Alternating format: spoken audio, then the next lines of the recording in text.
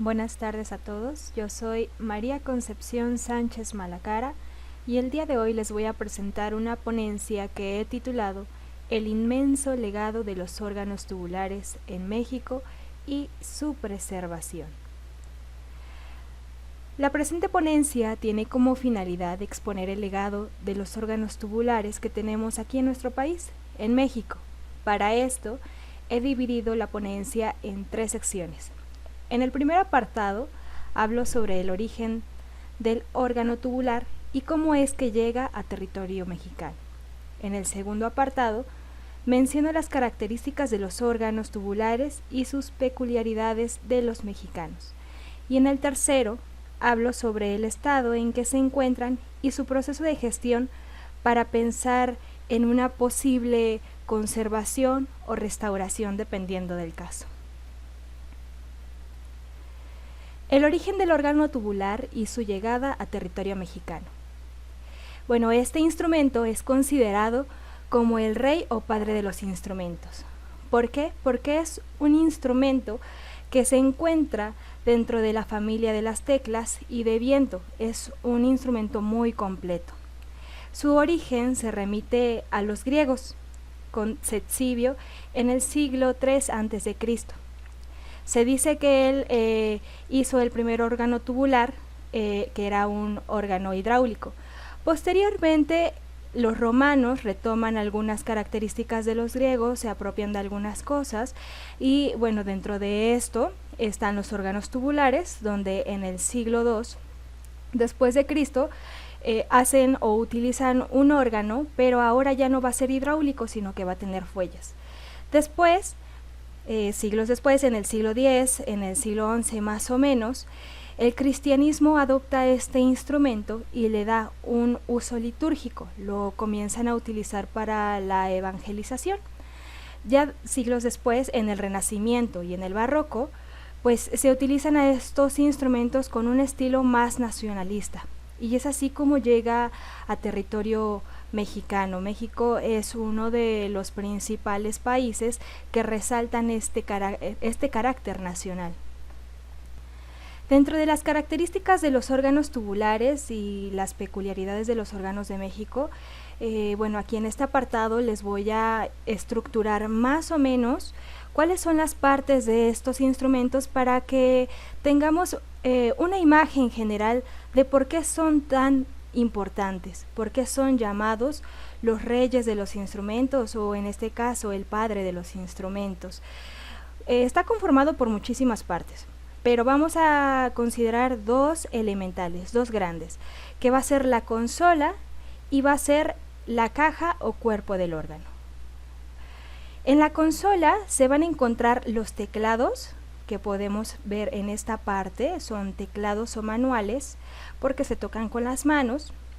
Posteriormente va a estar el pedal que está en la parte baja, se toca con los pies. Después van a estar los registros, que son todos estos botoncitos, por así decirlo, que se encuentran en los costados. Y después van a estar los acoplamientos, que están aquí abajo de los teclados, entre los teclados y la parte del pedal. Y después van a estar los efectos accesorios, que igual se van a encontrar en estas zonas de los registros. Y pues bueno, prácticamente la consola va a ser la parte donde se van a encontrar todos estos registros. Se puede encontrar colocada de 2 formas y esto va a ser dependiendo a la tracción. Más adelante vamos a ver qué es la tracción. Puede estar pegada a la caja o puede estar un poco lejana a la caja. Ahora vamos a describir brevemente cómo funciona cada parte de la consola.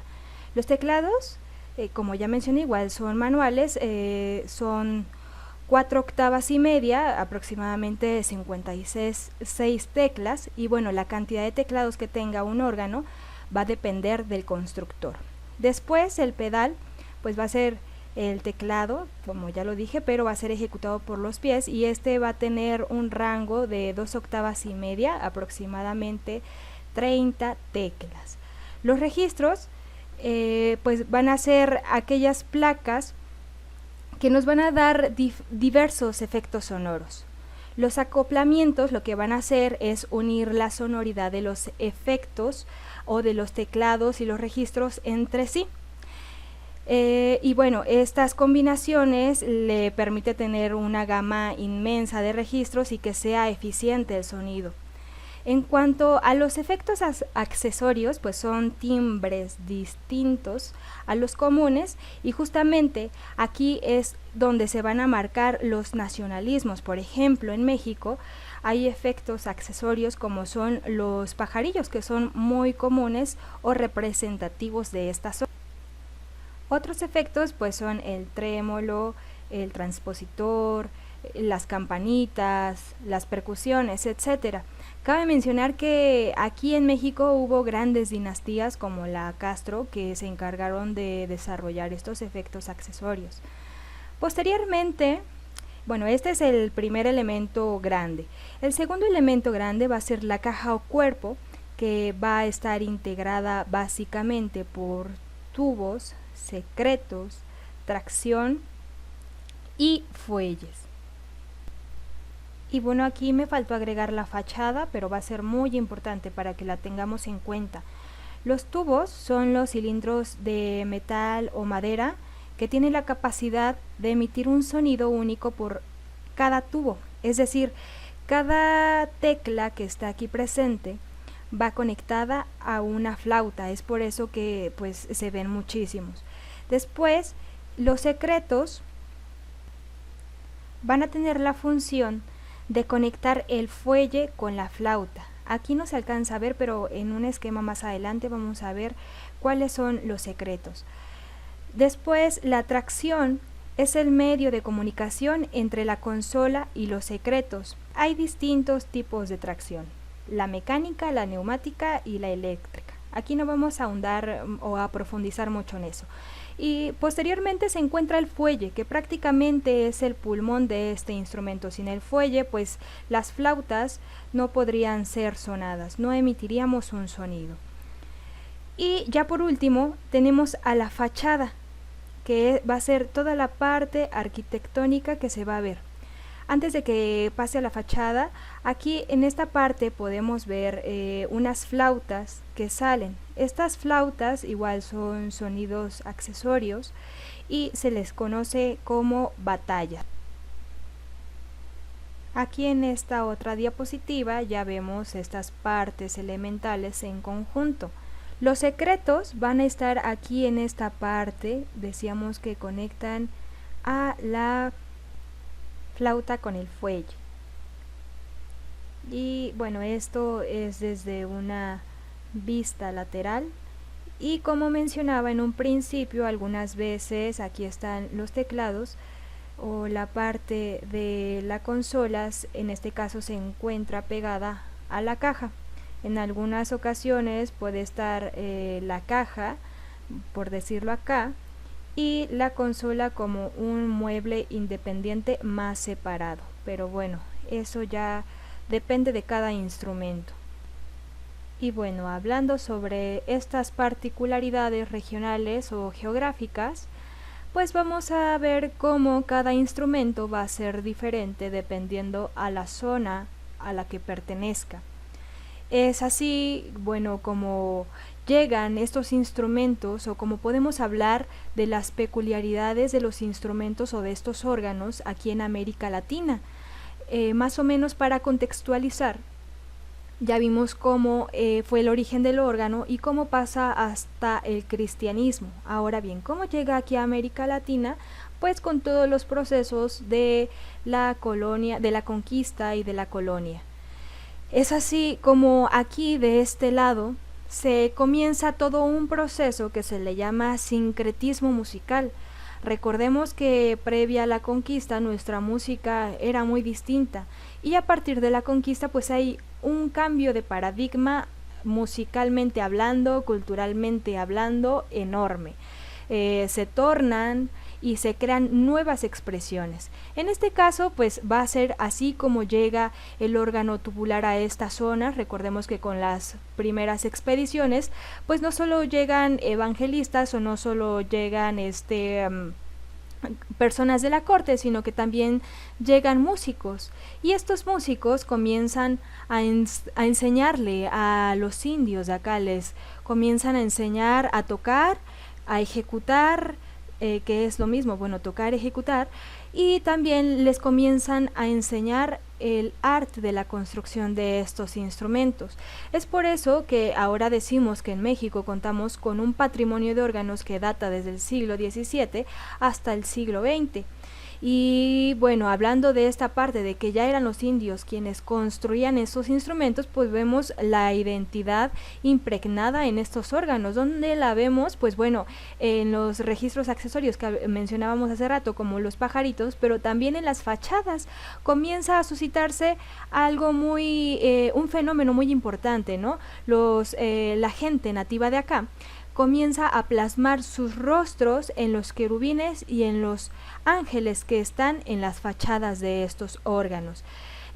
Bueno, también están las dinastías Castro y Martínez Vasconcelos, que ya son gente propiamente mexicana y que fueron reconocidos internacionalmente o mundialmente porque su capacidad constructora era muy eficiente y estaban a la par de los constructores de Europa. Es por eso que ahora vemos que en las catedrales e iglesias hay muchísimos órganos tubulares, y estos son procesos o son resultado de la época del virreinato, como es por ejemplo, los órganos de la Catedral de la Ciudad de México, los órganos de la Catedral de Puebla, los órganos de la Catedral de Oaxaca, y así podemos mencionar muchas iglesias, ¿no? Obviamente no en todas las iglesias está o no se ejecutan estos instrumentos, hay algunos que están en desuso, pero bueno, poco a poco vamos a ir analizando esta parte. Lo cierto es que se tiene un gran desconocimiento por la existencia de todos estos instrumentos. Ahora bien, vamos a hablar sobre la restauración, la permanencia, la conservación o preservación de los órganos tubulares. Ya sabemos de la existencia, ya vimos de dónde vienen los orígenes, pero y bueno, ¿qué pasa con todo este legado que tenemos en México? Para esto vamos a hablar de algo que llamamos patrimonio cultural, que es la herencia colectiva de los bienes culturales que conectan el pasado con el presente, con el futuro. Todos estos patrimonios culturales o estos bienes culturales van a tener un proceso de gestión muy distinto, porque hay patrimonio histórico, hay patrimonio artístico, hay patrimonio arqueológico, y etcétera, etcétera, etcétera. Aquí vamos a hablar específicamente de esto que compete a la música. Entonces decimos que los órganos son parte de un sincretismo musical, porque son un vestigio musical del proceso de evangelización. Aparte, pues nos hacen una reconstrucción histórica. A partir de su sonido podemos remitirnos a ciertas épocas antiguas que no corresponden a la actualidad. Lo podemos ver como patrimonio cultural, como patrimonio nacional o como patrimonio monumental. No hay algo todavía propiamente que denominemos como patrimonio musical, pero bueno, estas son algunas de las aristas desde las cuales podríamos estar considerando a estos órganos. Ahora, al hablar de que son patrimonio y de que son muy importantes, tenemos que seguir como toda una línea para ver qué es lo que podemos hacer por el rescate de estos instrumentos. Para esto vamos a hablar de los factores de riesgo que sufren estos instrumentos. El primero es la desinformación, el mal uso que se le da. Muchos ya no se tocan y los utilizan como muebles en las iglesias. Otro es el desconocimiento sonoro. Si la gente no sabe cómo se escucha, pues obviamente no le va a significar nada. Es decir, hay un desconocimiento de la población por la existencia de estos instrumentos, específicamente sobre su sonido. Algunos creen que su uso único es litúrgico y por eso no van a las iglesias cuando hay conciertos, porque pues lo relacionan todo con la religión. Sin embargo, pues hay piezas que no son propiamente o no están inmersas dentro de la religión, ¿no? Tienen otro fin. También se habla de saqueos y de un deterioro natural. Si no están en las condiciones climáticas y si hay goteras de repente, pues son dañados, ¿no? Los saqueos, por ejemplo, ahorita recuerdo más o menos en la época de la Reforma, donde algunas iglesias fueron convertidas en batallones y pues bueno, hubo destrucción de estos instrumentos, y también pues por falta de ejecutantes. No hay muchos ejecutantes, no hay muchos organistas, y bueno, si tenemos una gran cantidad de órganos, pues no se dan abasto para tocar en todas las iglesias, o bueno, a veces ya depende de otros factores que posteriormente analizaremos.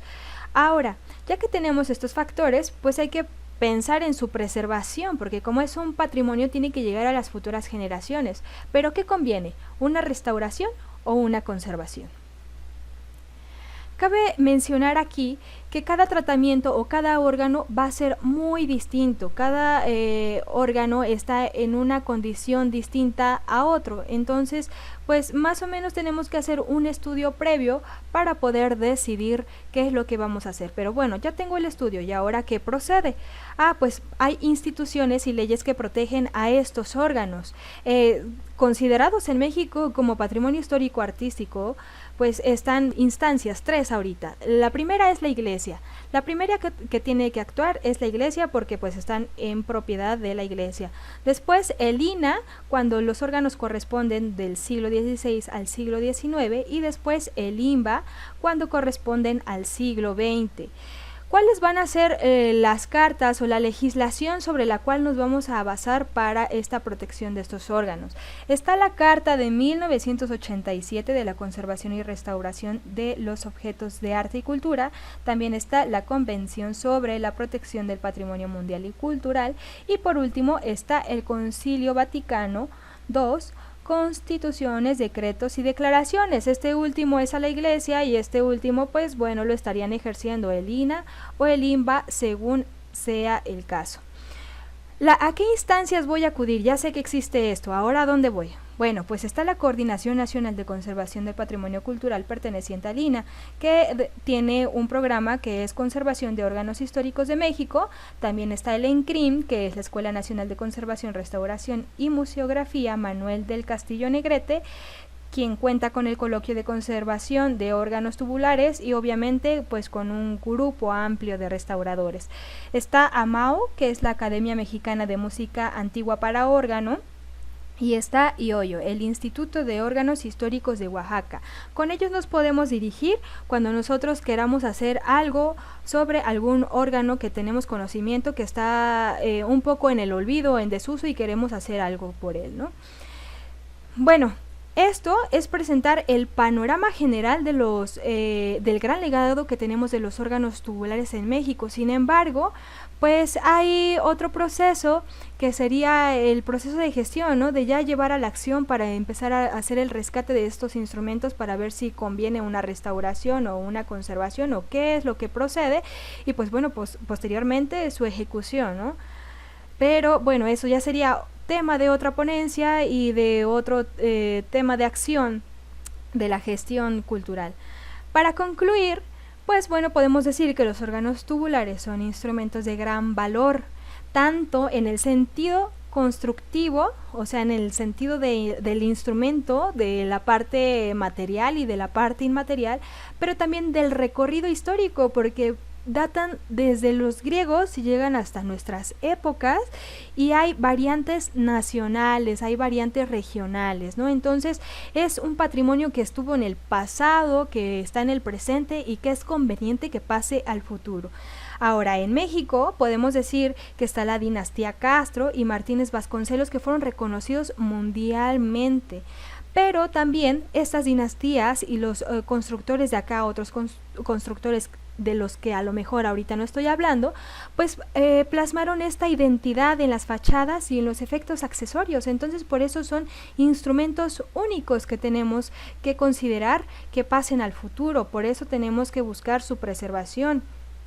Ahora, son debido a estas características de la autenticidad y peculiaridad, pues son patrimonio de México, ¿no? Insisto, tenemos que cuidarlos. Y pues bueno, el proceso de gestión, ya sabemos hacia dónde lo vamos a dirigir o hacia qué instancias tenemos que acudir, que es el INAH, el INBA y la iglesia. Y aquí resalto estos signos porque justamente algunas veces se tiene conocimiento o se tienen listados de los órganos que existen, pero ¿qué pasa? Que el presupuesto no es vasto. La verdad es que el mantenimiento de estos órganos monumentales es costoso, Si imagínense, si se encuentran ya en un gran deterioro, pues no sale costeable, ¿no? Es por eso que hablo de, hay que considerar qué es lo que conviene, una restauración o una conservación, es decir, que el inmueble pues permanezca así y se diga, bueno, aquí alguna vez existió este órgano y a lo mejor se escuchaba así, ¿no? Ahora se encuentra en estas condiciones, pero bueno, seguir cuidando, perdón, que no siga este deterioro. Y bueno, ya para terminar, nada más me queda decir que hay que formar grupos multi, inter y transdisciplinarios para que se pueda hacer un estudio conveniente del Estado, a lo mejor un registro sobre todos los órganos existentes, sobre el Estado y sobre un proceso de gestión para poder cuidar o solicitar su permanencia, ¿no? Para asegurarnos de que pasen a las futuras generaciones, para que sigan contando la historia de nuestros ancestros. Pero es necesario crear estos grupos con estas características para hacer un estudio íntegro y que sea eficiente. Eso sería todo. Espero haberles dado un panorama general de la existencia de estos instrumentos. Y bueno, ya nada más para finalizar, aquí dejo mis datos por si alguien quiere contactar o incluso si alguien quiere la ponencia escrita, pues podría hacérselas llegar. Gracias.